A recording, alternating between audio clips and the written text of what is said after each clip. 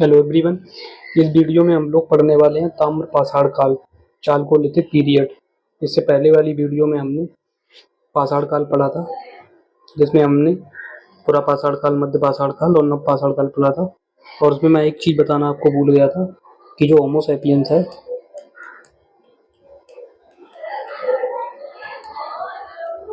वह आपको उत्तर पूरा पाषाण काल में देखने को मिलेगा।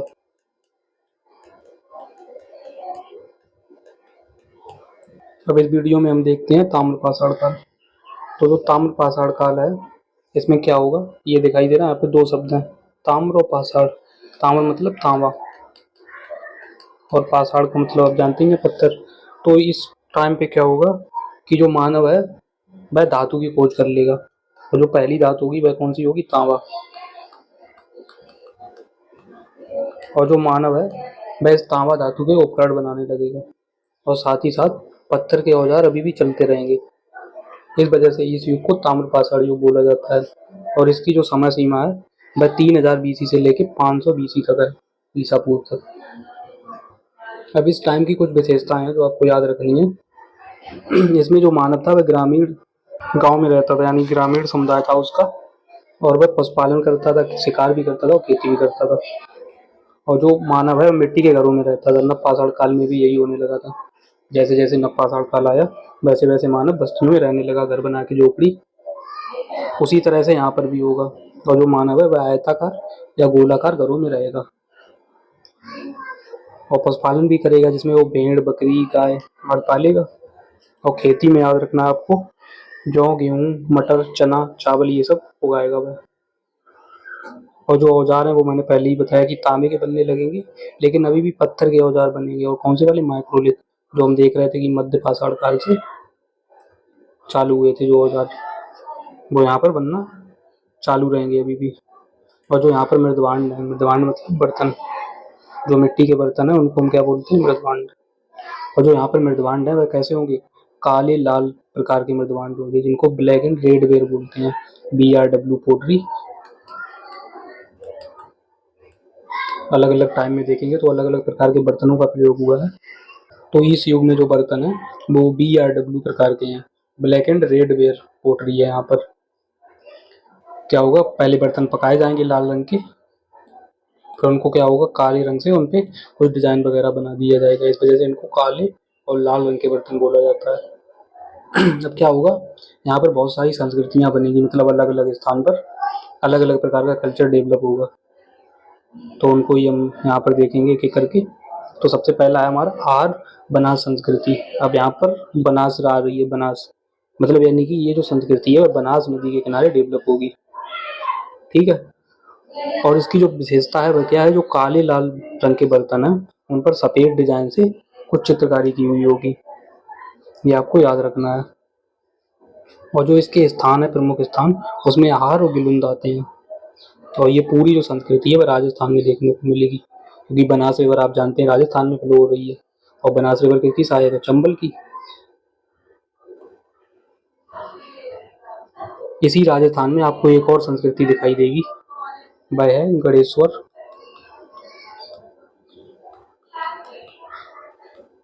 जोधपुरा संस्कृति, ये किसके लिए फेमस है, ये है जो खेतड़ी खदानें हैं तांबे की, खेतड़ी झुंझुनू वाला जो प्रदेश है वहाँ पर ये देखने को मिलेगी। और यहाँ से क्या होगा, तांबा की खुदाई होगी। और यहाँ से आप देखते हैं हड़प्पा काल में यहाँ से जो तांबा है वह आयात किया जाता था, अलग अलग क्षेत्रों में पहुँचाया जाता था यहाँ से। आज भी एक प्रमुख क्षेत्र है ये तांबे का, खेतड़ी जो खदान है राजस्थान में। तो एक तो वही आहार बनास और दूसरी गणेश और जोधपुरा संस्कृति, ये दोनों कहाँ मिलेंगी, राजस्थान में। अब जो दूसरी है वह है कायथा संस्कृति, जो कि चंबल नदी के किनारे देखने को मिलेगी। खासकर ये जो कायथा क्षेत्र है ना, कायथा, वह चंबल की एक सहायक है, काली सिंध। काली सिंध नदी जो चंबल की सहायक है वहां पर देखने को मिलेगा ये जो कायथा।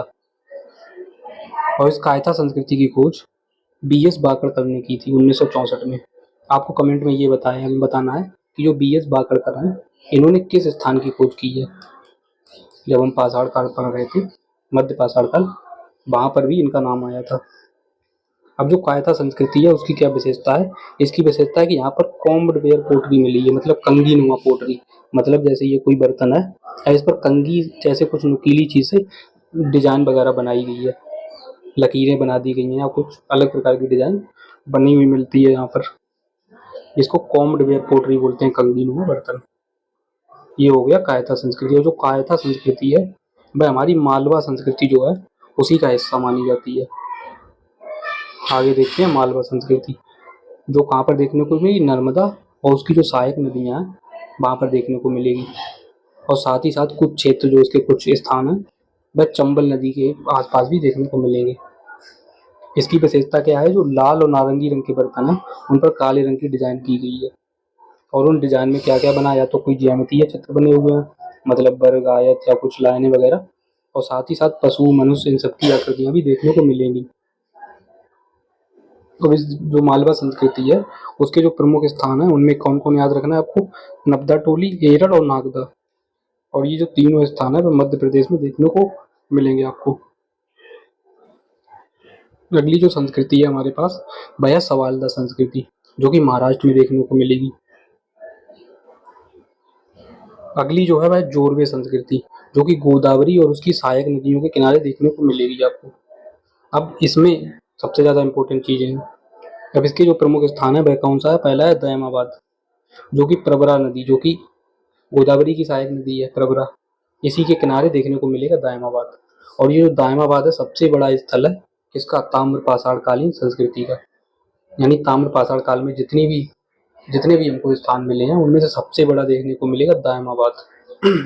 अगला जो है ईनाम गांव, जो कि भीमा की सहायक नदी घोड़ नदी के किनारे है। भीमा नदी गोदावरी की सहायक है, अब इस भीमा की सहायक है घोड़, उसके किनारे देखने को मिलेगा ईनाम गांव। अब यहाँ पे क्या है? विशेष प्रकार की दफन वाली जो चीजें हैं, यानी कि जो मृतक है उसको दफनाने की अलग अलग विधियां मिलती हैं, और यहाँ पर सबसे विचित्र प्रकार की मिलती है। यहाँ पर जो इनाम गांव है, यहाँ पर जब उत्खनन हुआ था तब यहाँ पर क्या मिला हमको? एक आयताकार घर था, उसमें एक बक्से में, मतलब आयताकार घर था उसमें 4-5 कमरे थे, उसके बरामदे में एक बक्सा दबा हुआ मिला था जिसमें एक कंकाल मिला है, और जो कंकाल था उसके पैर मोड़ के रखे गए थे उस बक्से में। और यहाँ पर क्या हुआ? उत्तर से दक्षिण की ओर उसको दफनाया गया था, मतलब जो उसका सिर था वह उत्तर दिशा की ओर था। और यहाँ पर एक अलग प्रकार का और मिलता है कलश दफन, यानी क्या करते हैं? जो कंकाल है उसको किसी बर्तन में भर देते हैं और उस बर्तन में भर के मिट्टी में दबा देते हैं उसको, इसको बोलते हैं अर्न बरियल, यानी कलश दफन। और इसके जो स्थान है प्रमुख, एक तो पहला कौन सा हो गया? दायमाबाद, इनाम गांव, और तीसरा है निवासा, और चौथा को जोरवे। ठीक है, ये जो दोनों हैं वह प्रवरा नदी के किनारे, एक दायमाबाद भी प्रवरा नदी के किनारे था, और ये जो दोनों है वह अहमदनगर जिला जो है महाराष्ट्र का, वहाँ देखने को मिलेगी आपको। और जो एक संस्कृति है वह है प्रभास संस्कृति, जो कि गुजरात में देखने को मिलेगी। प्रभास पाटन वाला जो क्षेत्र है जहाँ पर सोमनाथ मंदिर है उसी के आसपास। सातवां रंगपुर संस्कृति, यह भी गुजरात में देखने को मिलेगी। और जो दोनों स्थल हैं ये उत्तर हड़प्पा काल के हैं, मतलब जब हड़प्पा काल चल रहा था उसी के साथ साथ ये जो चालकोलिथिक कल्चर है या जो ताम्र पाषाण कालीन संस्कृति है वह भी डेवलप हो रही थी। तो उसमें से कुछ हड़प्पा के पहले के हैं, कुछ पहले के स्थल हैं, कुछ साथ साथ उसके डेवलप हो रहे थे और कुछ बाद में डेवलप हुए। तो इसमें से ये वाले जो दोनों हैं वह हड़प्पा काल के बाद के, लगभग बाद के हैं। तो इस वीडियो में इतना ही। अगली वीडियो में हम लोग कवर करेंगे मेगालिथिक कल्चर, महापाषाण काल।